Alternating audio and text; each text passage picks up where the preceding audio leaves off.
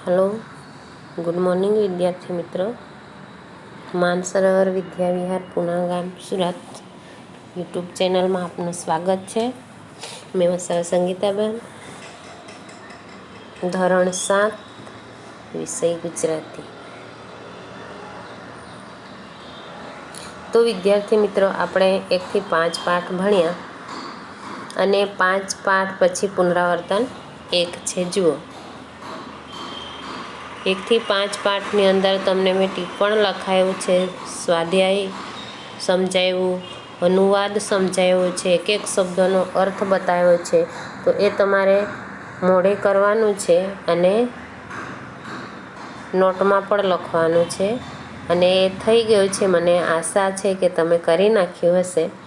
હવે આપણે પુનરાવર્તન 1ની અંદર જોઈએ। પુનરાવર્તન 1માં 1 થી 5 પાઠ જે ભણ્યા આપણે એ પાઠનું પુનરાવર્તન થાય છે એમાં, અને એમાંથી જ આપણને શ્લોક કે પ્રશ્નો કે પછી ખાલી જગ્યા કે ઉદાહરણ આપીને અહીંયા વાક્યો બનાવવાનું આપણે ભણી ગયા આગળ। એ તમને આ પુનરાવર્તન 1ની અંદર સમજાવું છું। પહેલાં જે છે પુનરાવર્તન 1ની અંદર પહેલો પ્રશ્ન છે, પહેલા પ્રશ્નમાં જુઓ, આપેલ પંક્તિઓનું આરોહ અવરોહ સાથે ગાન કરો। આરોહ અવરોહ સાથે ગાન કરવાનું છે, એટલે કે ચડાવ અને ઉતાર પ્રમાણે। તો પહેલું છે, વૃક્ષાગ્રહવાસી ન ચ પક્ષીરાજ્ય ત્રિનેત્રોધારી ન ચ શૂલપાણી ત્વગવસ્ત્રોધારી ન ચ સિદ્ધયોગી જલમ ચ વિભ્રમ ઘટ। વૃક્ષાગ્રવાસી એટલે કે વૃક્ષના ઉપરના ભાગમાં, વૃક્ષના ઉપરના ભાગના ટોચ પર, એટલે કે વૃક્ષના ઉપરના ભાગના ટોચ પર ના તો પક્ષી છે,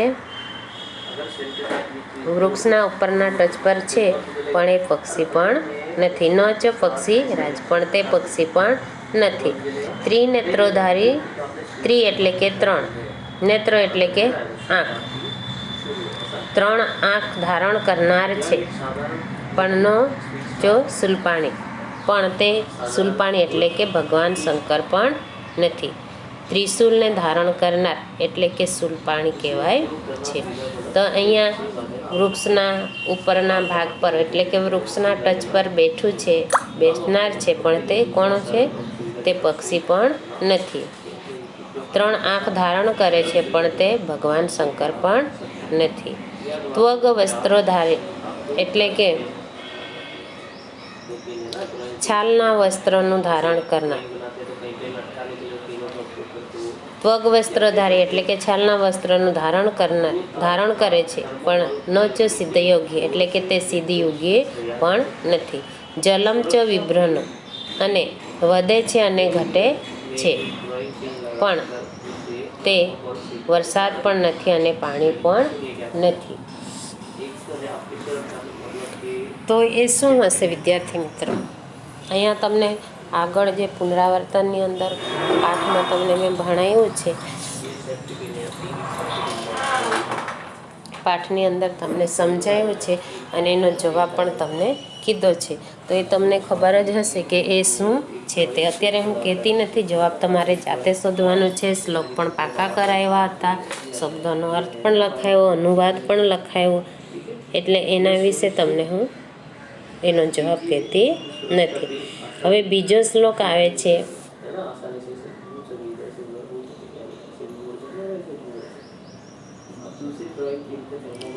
ઉદ્યમેન હિ સિદ્ધયન્તિ કાર્યાણિ નો મનોરથે ન હિ સુપ્તસ્ય સિંહસ્ય પ્રવિશન્તિ મુખે મૃગા। ઉદ્યમેન યાની મહેનત વગર કંઈ જ પ્રાપ્ત થતું નથી। એ તો તમને ખબર જ છે વિદ્યાર્થી મિત્રો કે મહેનત વગર આપણને કંઈ મળતું નથી। ઉદ્યમેન હિ સિદ્ધયન્તિ એટલે કે સિદ્ધ થતું નથી। કાર્યાણી ન મનોરથે, મનના રથ એટલે કે મનના વિચાર કરવાથી જ કાર્ય સિદ્ધ થતું નથી। મહેનત વગર કંઈ પણ કાર્ય થતું નથી। મહેનતથી જ કાર્ય થાય છે, નહીં કે વિચાર કરવાથી। ન હિ સુપ્તસ્ય સિંહસ્ય પ્રવિશંતિ મુખે મૃગા. ન હિ એટલે કે નહીં કે, સુપ્તસ્ય એટલે કે સૂતેલા, સિંહસ્ય એટલે કે સિંહના, પ્રવિશંતિ એટલે કે પ્રવેશ કરે છે, મુખે એટલે કે મોંમાં, અને મૃગા. નહીં કે સૂતેલા સિંહના મુખમાં મૃગ પ્રવેશ કરી શકે. એ કહે છે, કહેવાનો મતલબ કે મહેનત વગર કંઈ જ કાર્ય સિદ્ધ થતું નથી. મહેનત વિના કંઈ કાર્ય સિદ્ધ થતું નથી, નહીં કે વિચારો કરવાથી. અને સૂતેલા સિંહના મુખમાં એમને એમ હરણ પ્રવેશી જતું નથી. કે સિંહ સૂતેલો હોય છે, વિદ્યાર્થી મિત્રો, કહેવાનો મતલબ કે સિંહ સૂતો હોય અને મોઢું પહોળું કરીને બેઠો હોય તો એના મુખમાં આપોઆપ એનો ખોરાક બનીને કોઈ પ્રાણી એના મુખમાં પ્રવેશ કરતું નથી. તો એના માટે એને શું કરવું પડે? એને મહેનત કરવી પડે. એને ખોરાક મેળવવો છે તો એને જંગલમાં જવું પડે, ખોરાકની શોધ કરવી પડે, તો જ એને ખોરાક મળી શકે. બાકી આખો દિવસ મને ભૂખ લાગે છે બેસી રહે તો એનાથી કંઈ થતું નથી. એટલે સરસ મજાની પંક્તિ અહીંયા કહે છે કે ઉદ્યમેન હિ સિદ્ધયંતિ કાર્યાણી નો મનોરથ. મહેનતથી જ કાર્ય સિદ્ધ થાય છે, નહીં કે વિચાર કરવાથી. નહીં સુપ્તસ્ય સિંહસ્ય પ્રવિશંતિ મુખે મૃગા. નહીં કે સૂતેલા સિંહના મુખમાં મૃગ એમને એમ પ્રવેશ કરી જતો. અહીંયા આપણને પરિશ્રમનું સરસ બોધપાઠ એમાંથી મળે છે કે મહેનત વગર કંઈ જ કાર્ય થતું નથી. જો આપણે વાંચીએ નહીં, લખીએ નહીં, કંઈ જ મહેનત ના કરીએ તો આપણા સારા માર્ક આવી શકતા નથી અને આપણે પહેલો નંબર પણ લાવી શકતા નથી. માટે આપણે શું કરવું જોઈએ? આપણે મહેનત કરવી જોઈએ. એટલે અહીંયા સરસ મજાનું વાક્યો સાથે સમજાયું છે કે ઉદ્યમેન હિ સિદ્ધયંતિ કાર્યાણી નો મનોરથ. કે ઉદ્યમેન મહેનત વગર કંઈ જ કાર્ય સિદ્ધ થઈ શકતું નથી, નહીં કે વિચાર કરો. હવે જોઈએ એના પછી આવે છે પ્રશ્ન નંબર 2. નીચે આપેલી પંક્તિઓ પૂરી કરો. અહીંયા નીચે આપેલી પંક્તિને પૂર્ણ કરવાનું છે. કૃષ્ણમુખી નો માર્જરી ખાલી જગહ સહ પંડિત. તો હવે તમારી અંદર પાઠની અંદર આ આપેલું જ છે કે કાળા મુખવાળી છે પણ તે બિલાડી પણ નથી. કાવ્ય જે શ્લોક જે છે એમાંથી આ કૃષ્ણમુખી નો માર્જરી એટલે અહીંયા કાવ્ય આ પંક્તિ પૂર્ણ કરવાની છે, તો સંસ્કૃતમાં એને લખવાની છે પૂરી. આ કાવ્ય આ શ્લોક પૂરો લખવાનો છે. બીજું છે દ્રષ્ટિપૂતમ ન્યસત પાદમ. કે દ્રષ્ટિપૂતમ એટલે કે આંખથી જોઈને જ, ન્યસત પાગમ, ન્યસત એટલે કે મૂકવું છે, આંખથી શુદ્ધ થયેલી દ્રષ્ટિને જ જોઈને જ પગ મૂકવો જોઈએ. એટલે સમજી વિચારીને જ પગ મૂકવો જોઈએ. સમાચરિત એટલે કે આચરણ કરવું જોઈએ, એ પણ તમારે પૂર્ણ કરવાનું છે. પંક્તિઓ સંસ્કૃતમાં જ પૂરી કરવાની છે, ગુજરાતીમાં એનો અનુવાદ કરવાનો નથી. હવે પછી આવે છે, જુઓ, નીચે આપેલા ઉદાહરણ પરથી વાક્યો બનાવો અને આપેલી ખાલી જગ્યામાં બીજા ક્રિયાપદો લખી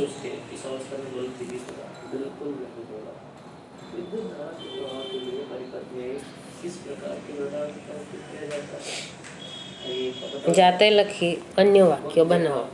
અહીંયા આપણને શું દેખાય છે?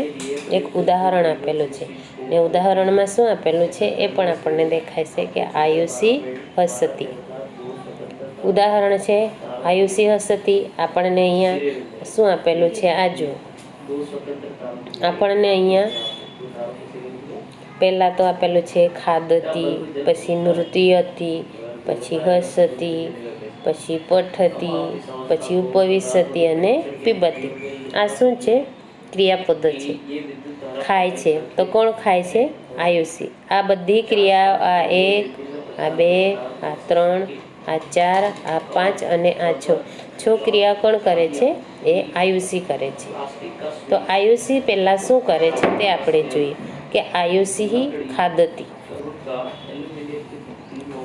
આયુષી નૃત્યતી, આયુષી હસતી, આયુષી પઠતી, આયુષી ઉપવિશતી. ઉપવિશતી એટલે કે બેસે છે. આયુષી પીબતી એટલે કે પીએ છે. આયુષી ખાદતી, ખાદતી એટલે કે આયુષી ખાય છે. આયુષી નૃત્યતી એટલે કે નાચે છે, આયુષી નાચે છે. આયુષી હસતી એટલે કે આયુષી હસે છે. પછી આયુષી પઠતી એટલે કે આયુષી વાંચે છે, પઠતી એટલે કે વાંચવું. પછી ઉપવિશતી એટલે કે આયુષી બેસે છે. પછી આયુષી પીબતી એટલે કે આયુષી પીએ છે. હવે આ થઈ ગયું આપણું. આને શું લખવાનું છે? આપણે એને વાક્ય બનાવવાનું છે. લખવાનું કે આયુષી ખાદતી, આયુષી ખાય છે. બીજું વાક્ય છે આયુષી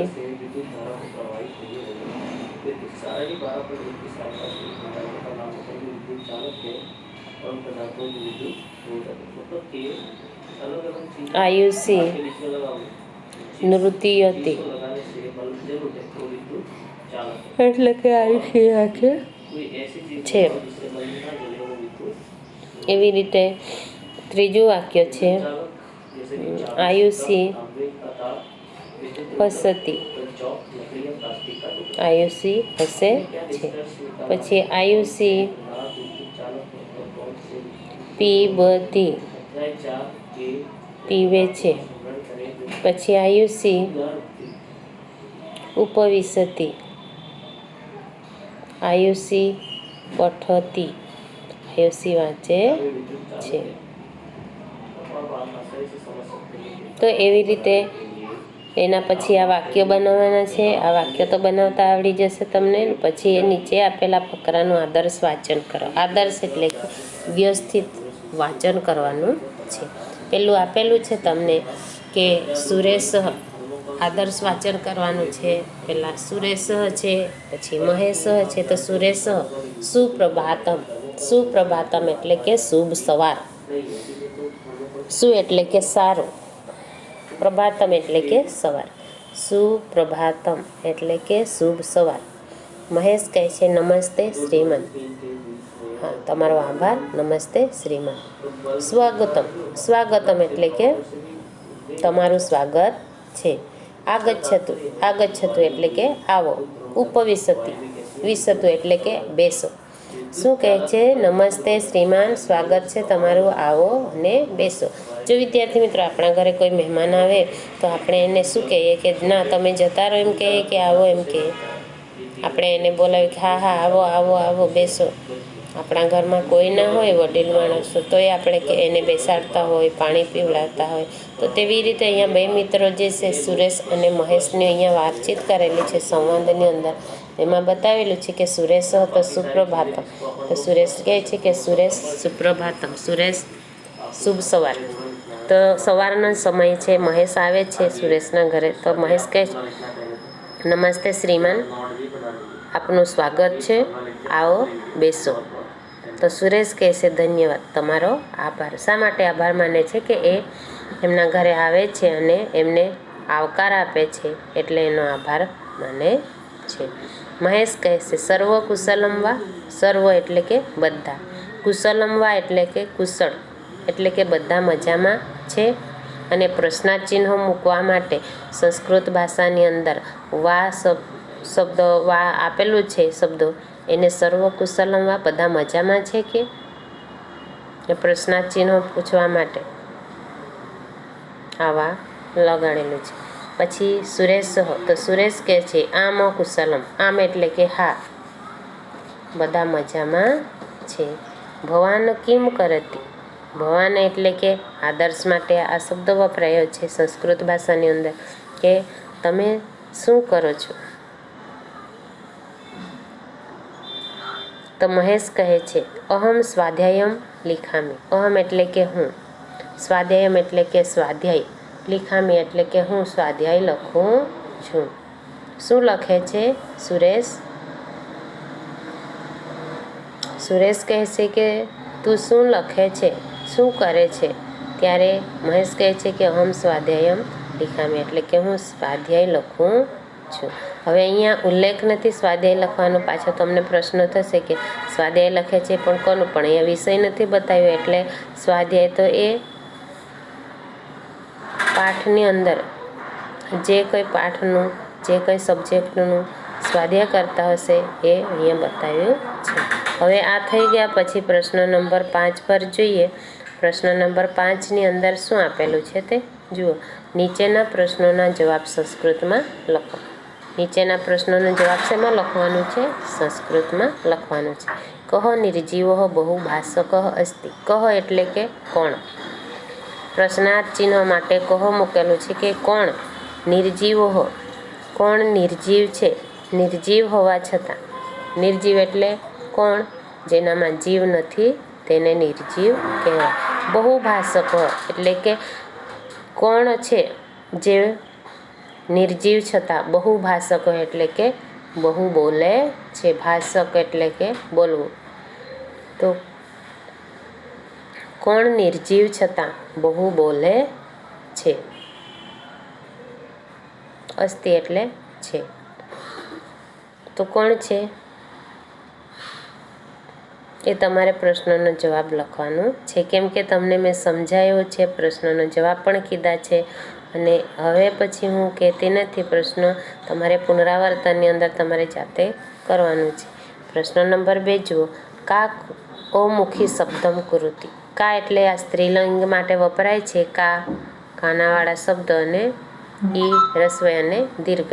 તો અહીંયા કા એટલે કે કોણ? કૃષ્ણમુખી એટલે સ્ત્રીલિંગમાં આવે છે. શબ્દમ કુરુતિ.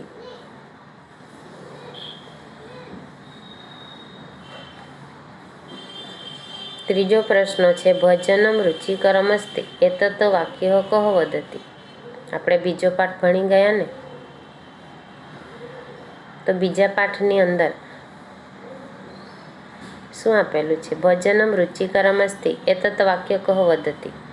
ભાવના અને ચેતન, ભાવેશ અને ચેતન બંને ભાઈ બહેનનો જે સંવાદ છે અને ભજન માટે એણે વ્યવસ્થા કરેલી છે. ભજનમાં કઈ કઈ વાનગી બનાવી છે તે બતાવ્યું છે. તો ભજનમ રુચિકરમ અસ્તિ. છેલ્લા ભાવેશ શું કહે છે કે ભજન મસ્ત હતું, રુચિકર હતું, મને ગમે છે. તો એતત વાક્ય એટલે એતત એટલે કે આ વાક્યમ એટલે કે આ વાક્યને કહ વદતિ. કહ એટલે કે કોણ? વદતિ એટલે કે બોલે છે. ભજન રુચિકર હતું, રુચિકર છે એ વાક્યો કોણ બોલે છે? તો ભાવેશ બોલે છે. સંસ્કૃતમાં જવાબ એનું કેમ લખવાનું? ભજનમ રુચિકરમ અસ્તિ એતત વાક્યો ભાવેશ વદતિ. આ તમારો જવાબ. પ્રશ્નો 4 જુઓ.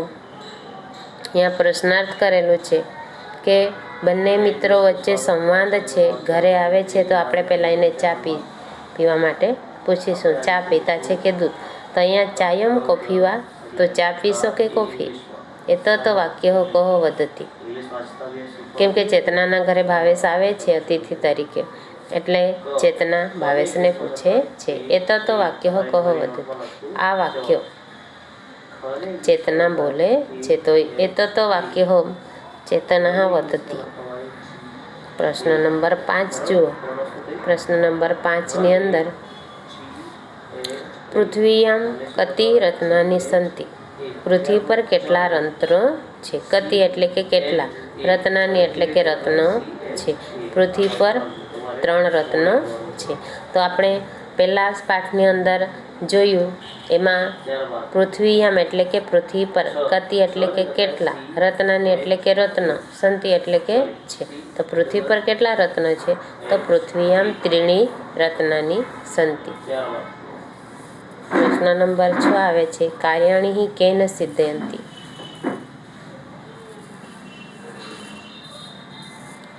પ્રશ્ન નંબર 7 પૂર્વ દિશાયામ કહો રક્ષતી. પૂર્વ દિશામાં કોણ રક્ષા કરે છે? તમને ભણાવ્યું છે, સમજાયું છે, એમાં છે જ પ્રશ્નનો જવાબ.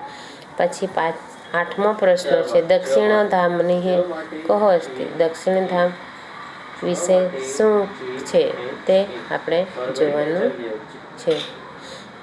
અગાઉના એકમોના આધારે નીચેના વિધાનો સાચા છે કે ખોટા તે જણાવો. એકમના આધારે નીચેના વિધાનો સાચા છે કે ખોટા.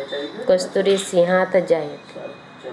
હવે સાચું છે કે ખોટું એ આપણે લખવાનું છે. અહીંયા અગાઉના એકમોના આધારે નીચેના વિધાનો સાચા છે કે ખોટા તે લખવાનું. અહીંયા આવે છે કસ્તુરી સિંહાત જાયતે, તો વાક્ય સાચું છે કે ખોટું છે? નથી, વાક્ય ખોટું છે. કેમ કે કસ્તુરી સિંહાત નથી, પણ ક્યાં જાયતે? મૃગાત જાયતે. એટલે કે કસ્તુરી શેમાંથી નીકળે છે? સિંહમાંથી નીકળે નહીં, હરણના નાભીમાંથી નીકળે છે. એટલે કસ્તુરી મૃગાત જાયતે વાક્ય. પછી ભોજને મોદકમ અસ્તિ, ભજનમાં મોદક હતા. હા. મનોરથે કાર્યાણી સિદ્ધયંતી, મનના વિચારથી કાર્ય સિદ્ધ થતા નથી. પછી સુપ્તસ્ય સિંહસ્ય મુખે મૃગા પ્રવિશન્તિ, સુપ્તસ્ય સિંહસ્ય મુખે મૃગા પ્રવિશન્તિ, ન પ્રવિશન્તિ એટલે આ ખોટું અને આ સાચું. પછી પૃથ્વી પૂર્વ દિશાયામ રક્ષતી અંબા, સાચું.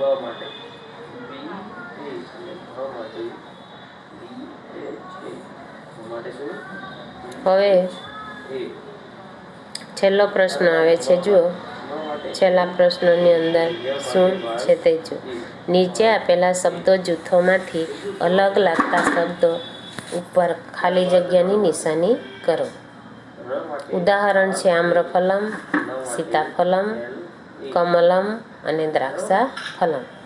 તો અહીંયા જુદો પડતા શબ્દોને આપણે કેવી રીતે જોવાનું છે તે અહીંયા બતાવ્યું છે. મુખમ, સુખમ, હસ્ત અને ઉદરમ. તો મુખમ એટલે કે મોઢું, સુખમ એટલે કે મુખમ, સુખમ, હસ્તમ, ઉદરમ. હવે મુખ, હસ્તમ એટલે ખાત, ઉદરમ એટલે કે પેટ. તો આ છે શરીરના અંગો છે અને એમાં સુખમ શબ્દ આવ્યો છે. તો એ સુખ શબ્દો આપણને બંધ બેસતો નથી. પછી કાકહો, કોકિલહો, સુકહો અને શ્વાનો. કાકહો એટલે કે કાગડો, કોકિલહો એટલે કે કોયલ, સુકહો એટલે કે પોપટ અને શ્વાનો એટલે કે કૂતરો. તો એમાંથી અલગ કયો શબ્દ પડે છે? કૂતરો. એ પક્ષી છે કે પ્રાણી છે? એ પ્રાણી. શ્વાન એ પ્રાણી છે અને બધા પક્ષી છે.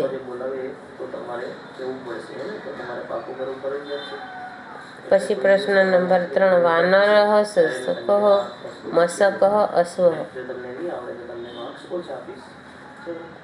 વાનર, શશક, મશક અને અશ્વ. વાનર, મશક. અહીંયા શશક એટલે કે સસલું, વાનર એટલે કે વાંદરો, અશ્વ એટલે કે ઘોડો. તો આ શું છે? પ્રાણીઓ છે. અને મશક હોય એનો અર્થ શું થાય છે? મચ્છર. તો આ અલગ શબ્દો પડે છે એટલે એના પર આપણે અંડરલાઈન કરવાની છે. રોટિકામ, સાટિકામ, મદકમ અને દાલમ. રોટિકામ એટલે કે રોટલી, મદકમ એટલે કે લાડુ અને દાલમ એટલે કે દાળ. તો અહીંયા સાટિકામ એટલે બળદગાડું થાય છે સંસ્કૃતની અંદર. તો આ સાટિકામ શબ્દો છે એને આપણે અલગ કરવાનો છે. હવે આપણે અહીંયા જોઈએ કે જૂથોમાંથી અલગ લાગતા પડતા શબ્દો ઉપર ગોલની નિશાની કરો. તો મેં અહીંયા પહેલા વાક્યની અંદર જુઓ, મુખમ, સુખમ, હસ્તમ ને ઉદરમ. એમાં સુખમ પર કર્યું. બીજામાં છે કાકહો, કકિલહો, સુકહો, શ્વાનો. તો શ્વાન પર કર્યું. પછી છે વાનર, શશક, મશક અને અશ્વ. અહીંયા તો મશક શબ્દ છે, મશક એટલે કે મચ્છર થાય છે, એ અલગ છે. ચોથાની અંદર રોટિકામ, સાટિકામ અને મદકમ આપેલું છે. તો એમાં સાટિકામ અલગ છે, તો એના પર રાઉન્ડ કર્યું છે. તો એવી રીતે આપણે અહીંયા લખવાનું છે. હવે આપણું આ પુનરાવર્તન 1 અહીંથી પૂરું થાય છે અને આ નાટક જે લખેલું છે એવી રીતે પાત્રોનો સંવાદ દ્વારા આપણે પણ 2 વિદ્યાર્થીઓ એક ક્લાસમાં ઊભા રાખીને એક ચેતના અને ભાવેશ આપણે અલગ અલગ નામથી પણ એ પાત્રો ભજવી શકાય છે અને એવી રીતે વાંચવાથી આપણને ખૂબ મજા આવે છે અને એના પાત્રોના જે શબ્દો છે, વાક્યો છે, એ વાક્યો ખૂબ રોચક હોય છે. હવે જોઈએ વિદ્યાર્થી મિત્રો, આ તમારો પુનરાવર્તન 1 અહીંયા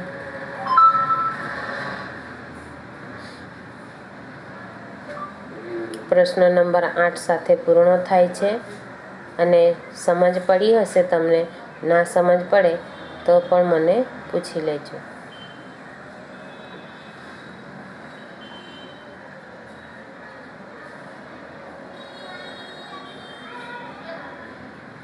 હવે પ્રશ્ન આપેલા છે. પ્રશ્નોની અંદર કેટલા 8 પ્રશ્નો આપેલા છે સંસ્કૃતમાં. 8માંથી તમને 1-2 પ્રશ્નોનો જવાબ જ નથી કીધો. ને શા માટે નથી કીધું? કેમ કે તમને બધું ભણાવ્યું છે ને એમાંથી રિપીટ કર્યું છે, તો તમારે થોડું ઘણું તમારે પણ શોધવું પડે, મગજને ઘસવું પડે. નહીં તો પછી અમે બોલતા રહીએ ને તમે સાંભળતા રહો, તમને કંઈ યાદ રહેશે નહીં. એટલે આ તમારે બોલવાનું છે ને તમારે જાતે કરવાનું છે. નોટમાં સરસ મજાનું પુનરાવર્તન કરીને લખવાનું છે. અને આ પ્રશ્નો 8 છે એ પ્રશ્નોને પાકા કરવાના છે. અહીંયા સરસ મજાના વાક્યો બનાવવાનું પણ તમને સરસ સમજૂતી સહિત મેં તમને બધી માહિતી પૂરી પડી. હવે એવો જ વિડીયો પાછો આપણે બીજો વિડીયો લઈને પાછા મળીશું. ત્યાં સુધી રજા આપશો. અસ્તુ. જય હિન્દ.